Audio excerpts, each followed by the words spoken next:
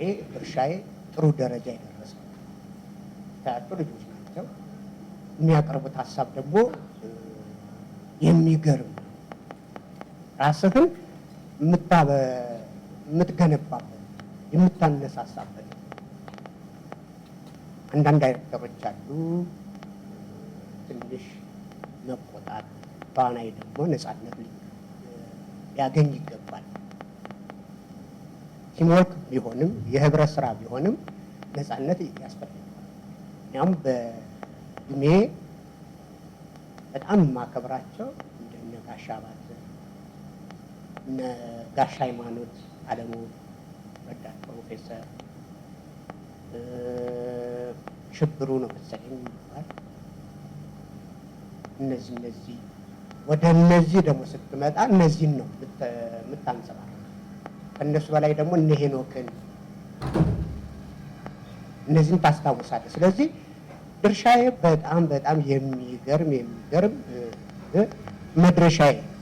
መድረሻዬ በጣም የሚገርም ፊልም ነው።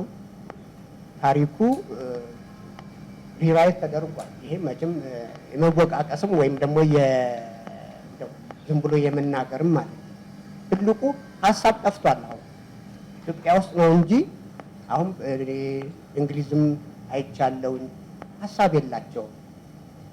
ኢትዮጵያ ውስጥ ግን ሀሳብ በሽን ገዢ ስለጠፋ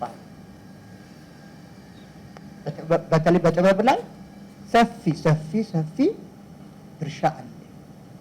እነዚህም ሰዎች ሪራይት አድርገውት በጣምና በአማረ ሁኔታ ተሰርቷል። ቀላል ጊዜ አይደለም የሚያሳልፍ ነው። በጣም ወድቀናል፣ ተነስተናል። ብዙ በተለይ ፕሮዲሰሩ ብዙውን ነገሮችን አልፏል እና የእሱ ብቻ ልጅ አይደለም ለማለት ነው። እነዚህ ሰዎች ድርሻ አለበት፣ ከፍተኛው ድርሻ የነሱ አለ። ምክንያቱም እነሱን ደግሞ ማመስገን የግድ ስለሆነ እኔ አሁን እዛ ላይ የተወሰነች ፓርት ነው የተዋናይ ትንሽ እንጂ ትንሽ የለም። ይሄ ገዢ ሀሳብ ተዋናይ ትንሽ ነው ያለው፣ የተውኔት ግን ትንሽ ነው። ስለዚህ የሚሰጡን ሀሳቦች በተለይ እኔ ላይ የተገነባሁበት መንገድ ይገርማል። ልጆቻችን በጣም የትየለሌ የሆኑ በጣም እየበዙልን በጣም እየመነጠቁ ነው። ስለዚህ ሀሳብ ይቀድማል። አንድን ፊልም ለመስራት መጀመሪያ ሀሳብ ይቀድማል። አይምሮ ማይንድ ሴታፕ ነው መሰለኝ የሚባለው።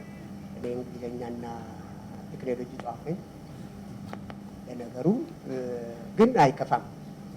እነዚህ ሰዎች በዚህ ማይንድ ሴታፓችን ላይ ትልቁን ሻ ተወጥተዋል። በደንብ ገንብተውናል። እንግዲህ መኮንንን የሚያክል ሶሎሞንን የሚያክል ፍቅርተ ደሳለኝን የምታክል ወጣቶች ደግሞ ፍሬዎትን የተለያዩ እኔንም ጨምሮ የተለያዩ ወጣቶችን ስታያቸው ወደፊት ፊልሙ ይታያል። በጣም የሚገርም ነው። ሻርፕ ነው የሆኑት። ተቀርጸዋል፣ በደንብ ተቀርጸዋል። ማጋነን አለ። በጣም የተቀረጽንበት ስራ ነው።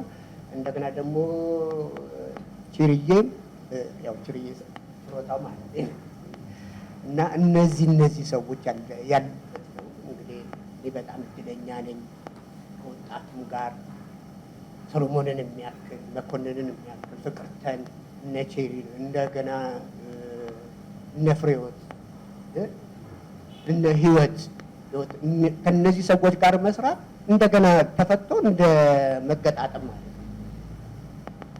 የሚበልጡንም ሰዎች ማድነቅ ማክበር የግድ ነው። እኔ ስበለጥ በጣም ነው ደስ የሚል በጣም ምክንያቱም እማርበታል።